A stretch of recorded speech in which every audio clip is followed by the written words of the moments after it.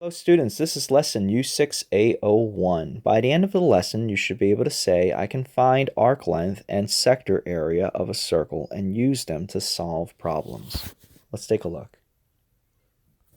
So let's get some terminology straight. I have a circle here. The longest line that I can draw inside of a circle, that's referred to as a diameter. And then the half segment of the diameter is referred to as the radius. But additionally, any point that I choose on the circle, if I were to find the distance that that point is away from the center, that too is also called the radius. So the radius is the distance between any point on the circle to the center. And the diameter is twice the length of a radius.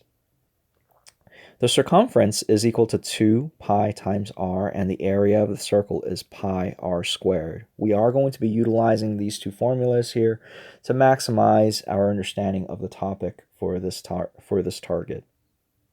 So again, the circumference is 2 pi r, and the area of the circle is pi r squared. Pause the video for a moment to see if you can answer this question. So hopefully you guys had a chance to think about this. We are asked to do two things for both of these figures here. The first of which is to find the circumference, and the second is to find the area of the circle. And then we're going to find the area and perimeter of the sector. If you haven't noticed yet, okay, and I have not defined what a sector is, this guy right here is the sector.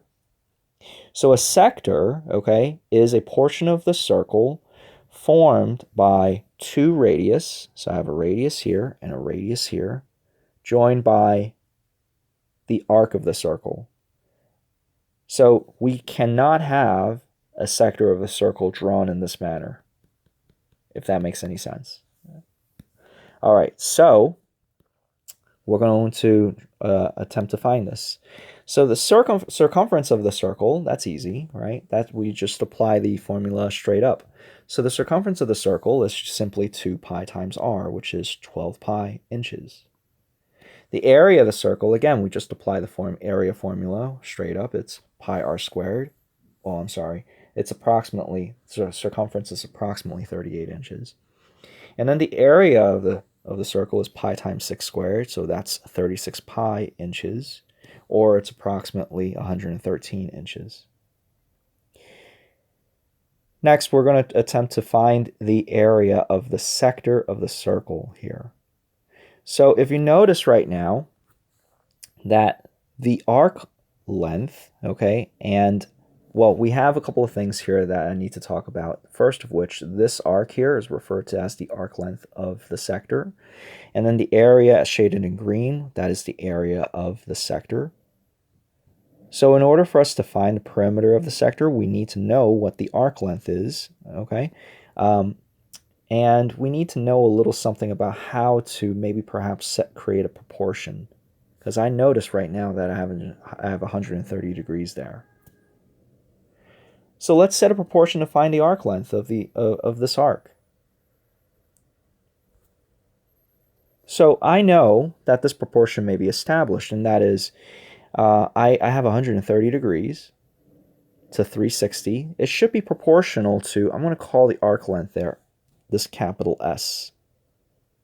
And this is also going to be proportional to, when divided by the circumference of the circle, which is 2 pi times 6. So notice right now, okay, what is allowing us to do this is because all circles are similar, right? All circles are similar, which is why then we can set up this proportion. So I solve for S, we end up with 13 pi over 3, which is approximately 14 inches.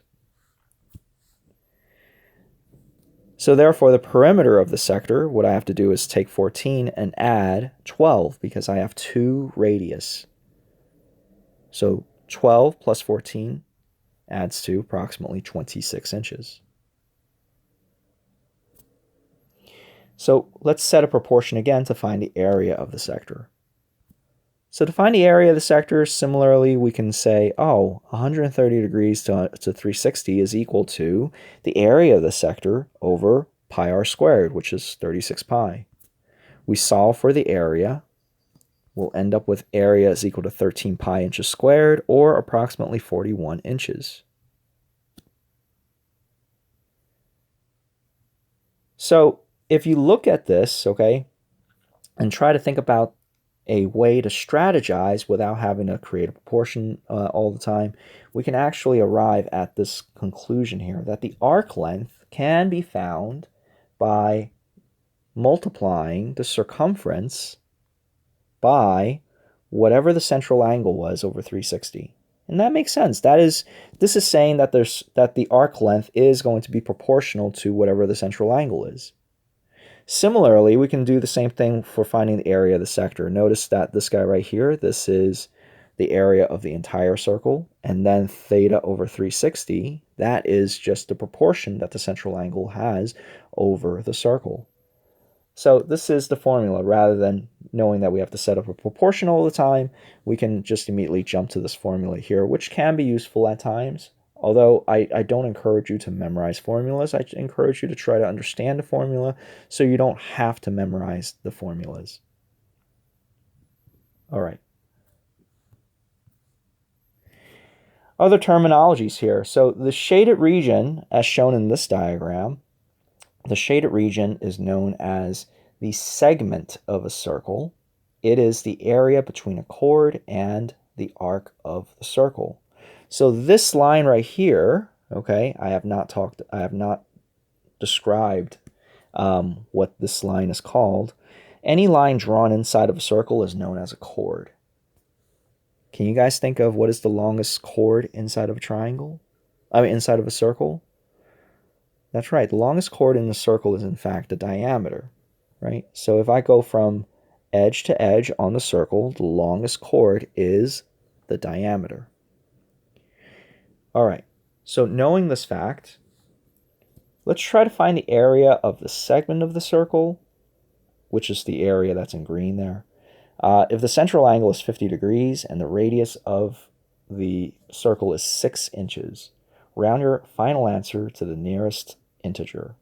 Pause the video to see if you can figure this out on your own. So hopefully you guys had some time to think about this, recognizing that we actually have a composite of different shapes here. We actually have an isosceles triangle, which I am going to shade. This is an isosceles triangle. If our objective is to find the area that's in green, it would be wise for us to subtract the area of the isosceles triangle from the area of the sector to get the area that's in green. And in fact, that is going to be the strategy that we are going to take. So how are we going to be able to find the area of the triangle then? Well, the best way for us to accomplish this is we can take this isosceles triangle. In order for us to find the area of any triangle, we need to know the height.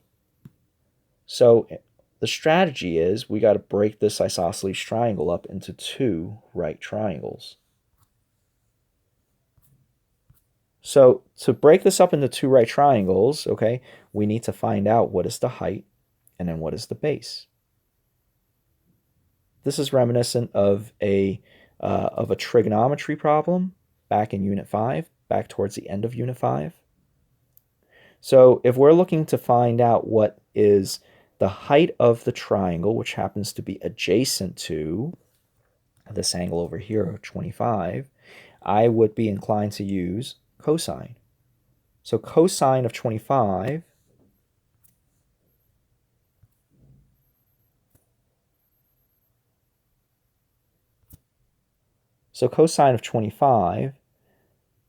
this should say 25, not 30, so I'm going to cross that out. That's my mistake there. So cosine of 25 is equal to h over 6. So cosine of 25 is equal to h over 6. Therefore, to solve for h is simply 6 cosine 25.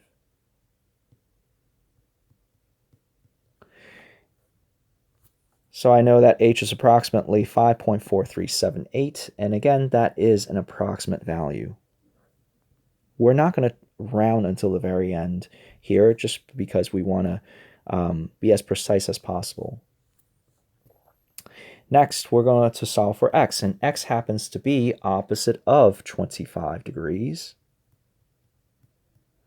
So because x is opposite of 25 degrees, and again, I cross-multiplied 6 over, I end up with x is equal to 6 cosine 25, or, in other words, Or in other words, x is equal to 2.5357 approximately. So because x is equal to 2.5357 and the overall base is going to be double that, the area of the triangle is going to be 1/2 the height times the base.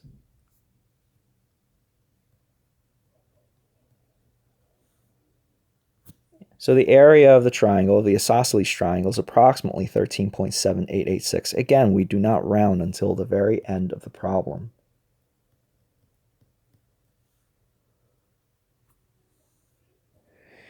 Next, we're going to try to find the area of the sector. So the area of the sector is going to be 50 over 360 times pi r squared. Remember, try to understand the formula and not memorize it. The area of the sector is simply the proportion that the central angle has over the overall circle. So the proportion that the sector has over the overall circle is 50 over 360. So the area of the sector is approximately 15.7080. And again, we do not round until the very end. So we take this number, area A2, and we take A1, and we're going to subtract, leaving us with approximately 1.9194. So at this point now, we will need to round. We're going to round to the nearest thousandths. So I'm sorry, to the nearest integer.